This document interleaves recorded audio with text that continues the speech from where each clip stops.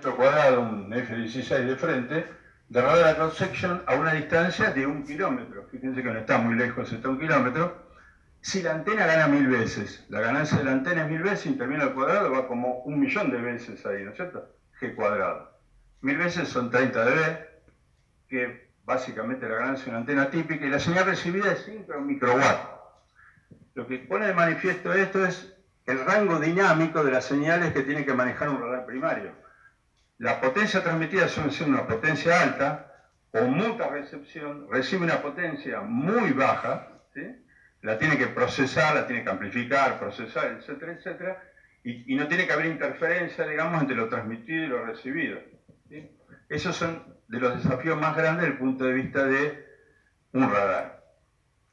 El gran desarrollo del radar se dio al final de la Segunda Guerra Mundial, cuando se inventó el magnetrón. El magnetrón, una válvula electrónica de potencia que permitía y permite generar potencias muy grandes, ¿sí? Los amplificadores LNA, ¿sí?, de bajo nivel de ruido, son los que permiten procesar señales muy pequeñas y amplificarlas sin introducir mucho ruido, porque acá lo que no figura todavía y en esa ecuación es justamente el ruido. El ruido generado electrónicamente, cuando yo recibo la señal, en los cables se genera ruido simplemente por actividad térmica, por no estar al 0 grado Kelvin, digamos, cualquier elemento, ¿sí?, como un cable o como el mismo amplificador. Y de ahí en adelante, todo lo que amplifique, voy a amplificar tanto la señal recibida S como el ruido. Cuando yo pongo el ruido, la fórmula se complica de esta manera, no importa ver los detalles, ahí N aparece como el ruido, ¿sí? Y en realidad, lo que voy a tener va a ser una relación señal a ruido, ¿sí?, una vez que llegue a querer detectar blancos.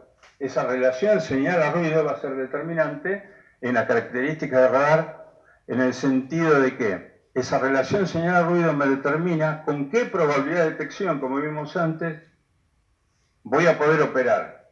Para obtener una probabilidad de detección del orden del 90% y una probabilidad de falsa alarma relativamente baja, esa relación señal-ruido tiene que ser del orden de 13 dB, es decir, de 20 veces. Si yo pongo ahí 13 dB y pongo los valores de potencia y todo lo que concierne a la característica del radar, la radar cross section, etc., voy a ver que puede haber blancos hasta una determinada distancia, ¿sí? Esa distancia está dada por esta última ecuación, ¿sí? Bueno, haciendo cuentas, uno puede ver que los radares primarios operan hasta una distancia del orden de unas 250 millas náuticas, es decir, unos 450 kilómetros en derredor, ¿sí? Pero necesitan de una cierta potencia relativamente alta para poder trabajar de ese tamaño de antena. El tamaño de antena normalmente depende mucho de la frecuencia de operación, ¿sí? Los radares estos operan en la banda L de 1 a 2 GHz y por lo tanto requieren de tamaño de antena de 10 por 10 metros. Bueno, ¿qué pasa con los radares secundarios? Que también son los que se usan en aeropuertos.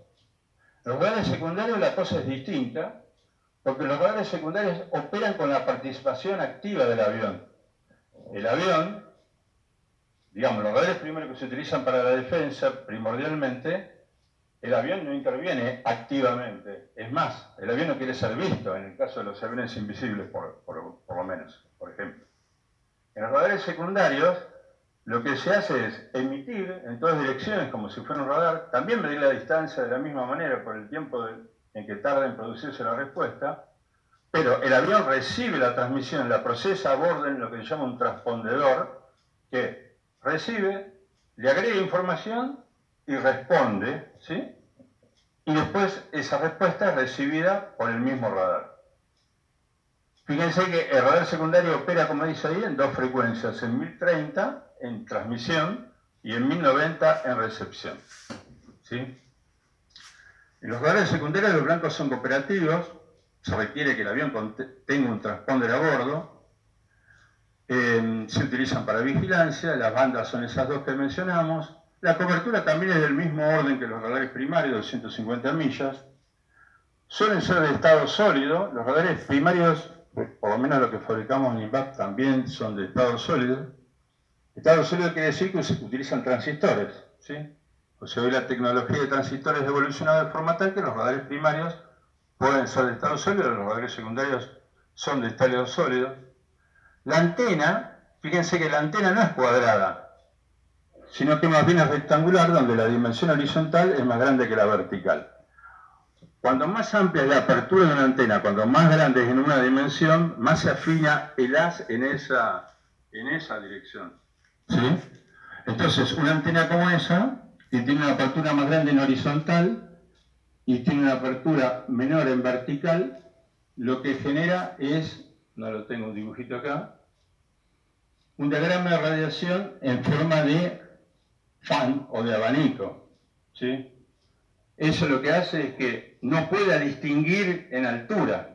No puede distinguir en altura. Pero no importa, porque una de las preguntas que un radar secundario le hace a un avión, y el avión responde con su transponder, es la altura a la que viene volando, y la mide con su altímetro, o de la manera que quiera. ¿Está bien? Entonces, un radar secundario mide rango, de la misma manera que un radar primario, azimut, de la misma manera que un radar primario, no mide altura. ¿Cuáles son entonces las diferencias básicas? Esta, la antena es mucho más sencilla. ¿Qué pasa con la potencia? Ahí apareció esa formulita abajo. La potencia ahora tiene que ver con 1 sobre r cuadrado, tanto del radar hacia el avión como del avión hacia el radar. Por lo tanto, la potencia puesta en juego en transmisión de cualquiera de los dos intervinientes es más baja. ¿Qué otra ventaja tiene un radar secundario respecto a un radar primario? Bueno, la gran desventaja es que el avión tiene que participar efectivamente, ¿no es cierto? Pero la otra ventaja que tiene es que, como la transmisión está codificada y la respuesta también está codificada y tiene que ser decodificada e interpretada, solamente, a menos que se engañe, digamos, al radar secundario, que se lo puede hacer de alguna manera,